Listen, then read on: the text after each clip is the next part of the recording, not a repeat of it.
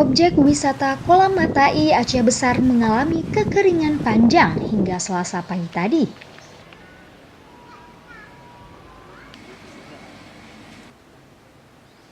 Kekeringan dua kolam tersebut telah menyita banyak perhatian dari masyarakat setempat.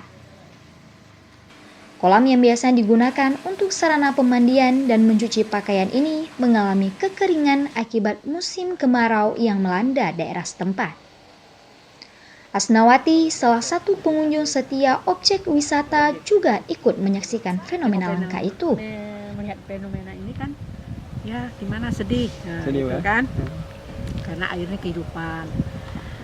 Ya. Sebelumnya sering nggak kesini, Bu? Nah, Udah berapa kali gitu?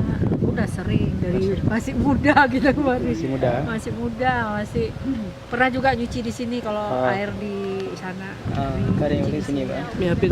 Berarti ini menurut Ibu yang paling parah, Bu ya? Bukan parah lagi ya. Sampai tahun 90 belum pernah ada. Belum pernah. Belum Sejak pernah. saya dari di sini sejak 80 berapa loh? 87.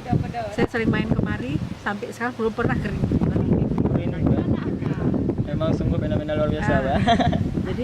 Jadi ketarik lihat. Ya, Kemarin itu kan cuma di berita-berita berita, aja. ya. Ini mau lihat langsung terus, Bu ya? Penasaran lah, Bu ya? Hingga kini banyak pengunjung yang mendatangi kolam tersebut untuk melihat fenomena kekeringan kolam Matai. Dari Aceh Besar, Wasata TV melaporkan.